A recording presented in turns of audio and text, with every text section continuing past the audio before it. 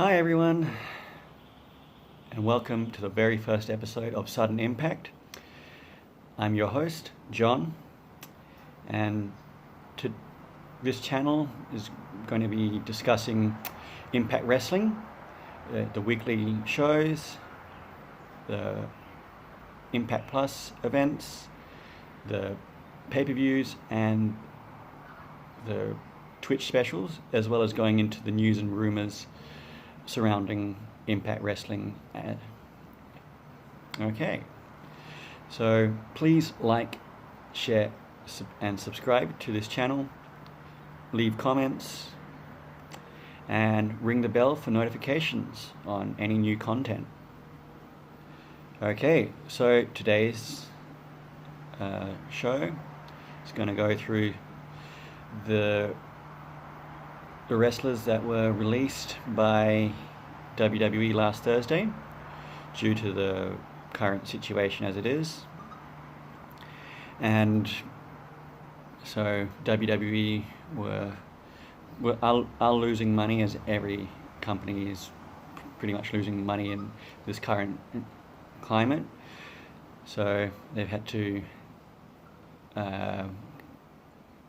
cut some of their wrestlers' contracts, and surprisingly a few of the wrestlers that they have released, EC3, Rockstar Spud,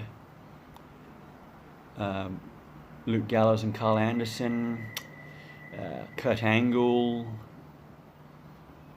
Shane Hurricane Helms, Kurt Hawkins and Zack Ryder, as well as a whole heap of other wrestlers that I can't exactly remember at this stage, but I will post up the list of all the other wrestlers in the comments. So, and feel free to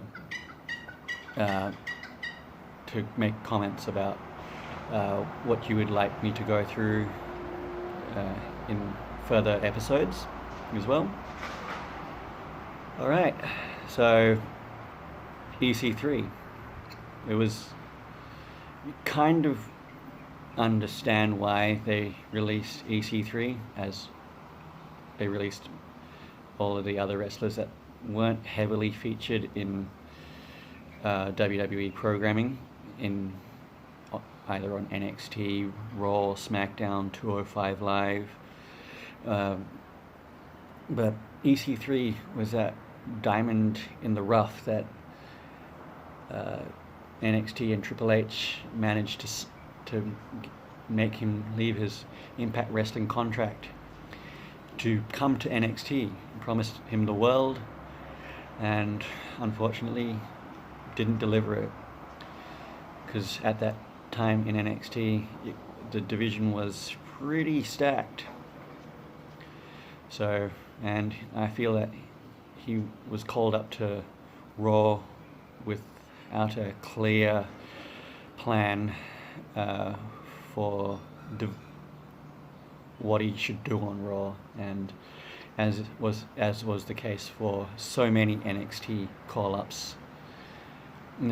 So I would love to see EC3 back in Impact Wrestling, because he would be able to just slot back into the top of the division, like challenging for the World Championship, and if not immediately challenging for it, like he could always have like short feuds with either Michael Elgin or Moose or Eddie Edwards or other guys like that before he gets his shot at the World Championship.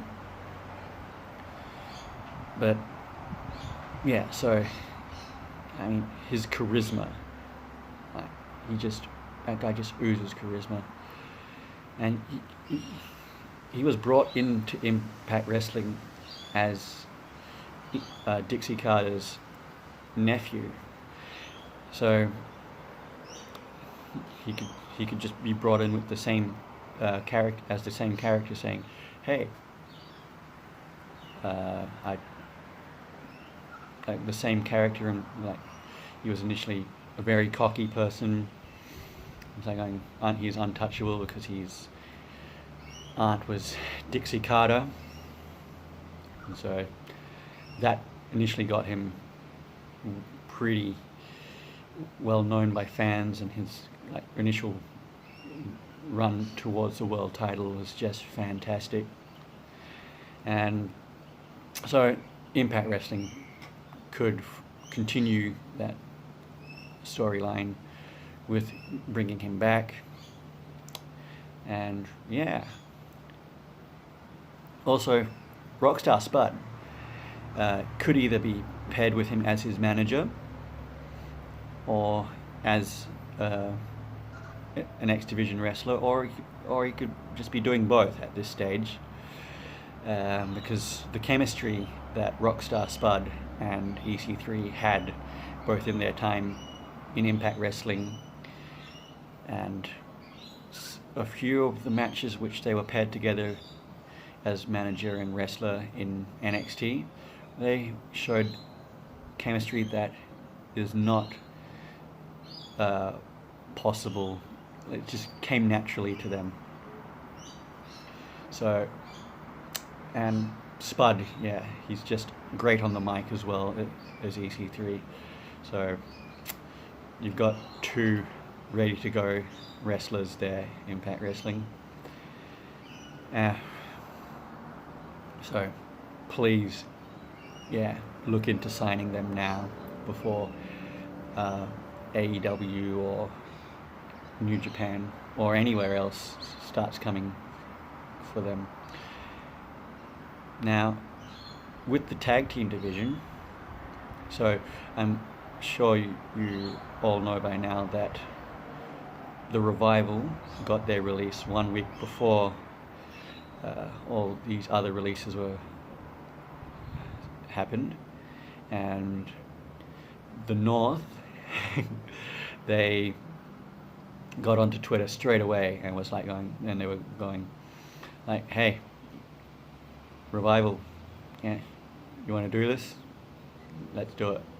And the Revival, all credit to them, are saying, yeah, that could be something that we look into down the track. So, and it would be great if the Revival were to sign with Impact Wrestling, because it would not only bolster the tag team division, it would give another credible team to hold the championships once the North drop the titles. Because I mean, Santana and Ortiz and Pentagon and Phoenix both left for AEW within quick procession of each other, so that left the tag team division kind of bare bones at this stage. I understand that Impact Wrestling are doing everything they can to actually try and build up legitimate threats to the North's tag team championships.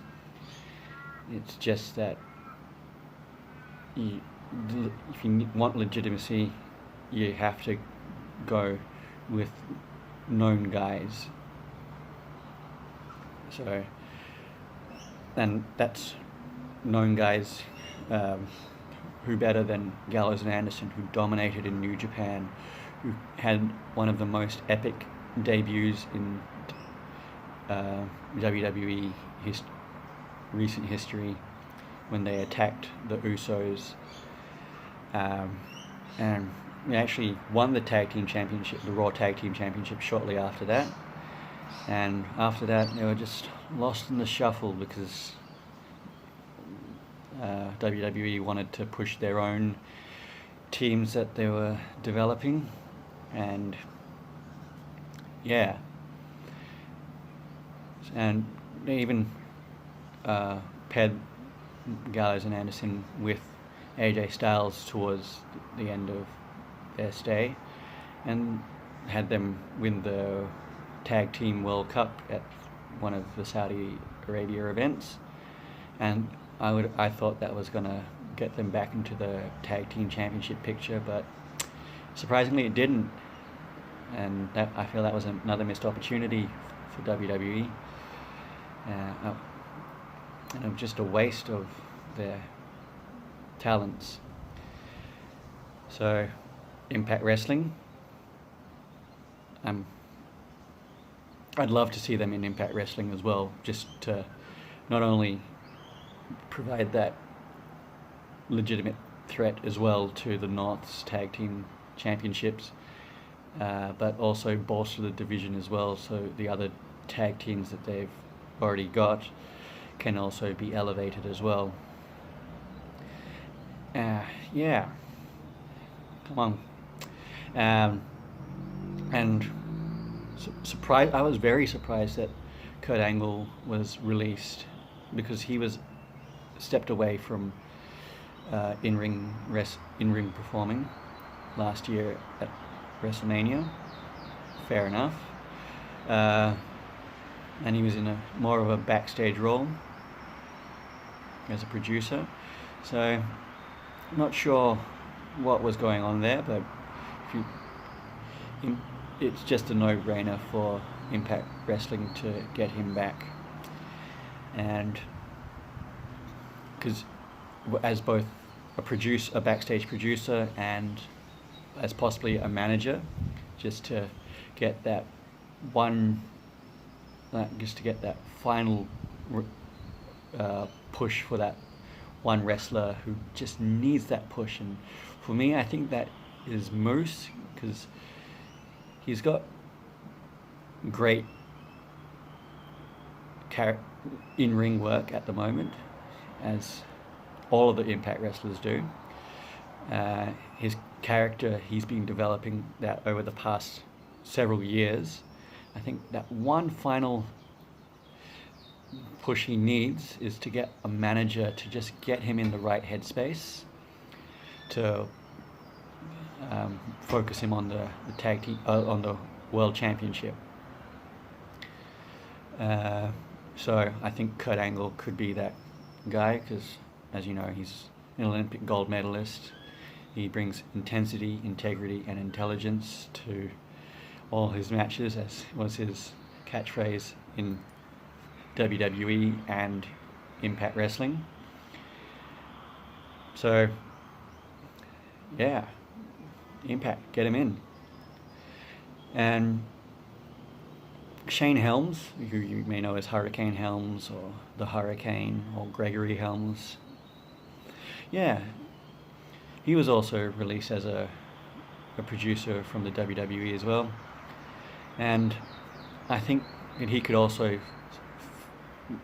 also be a great fit for Impact Wrestling as a producer and as a manager for one of the X Division wrestlers, or even an X Division team such as the Rascals. I mean, they need direction at the moment, because I think one of the members, Trey, is having great matches for the X Division Championship, whereas Des and Wentz sort of taking a backseat at this stage, whereas they could have been all challenging for the X Division Championship and the Tag Team Championships. So I think bringing Shane Helms in to at least provide a mentor role to the Rascals would be a good decision for Impact Wrestling. Okay, so that's it for this episode. So please, as I said before, please like, share and subscribe to this channel, Sudden Impact. Leave any comments of who else you would like to see Impact Wrestling potentially sign, and yeah, just ring the notification bell for any updates on new content that has been posted. And I'm John, your host. Thank you for watching, guys.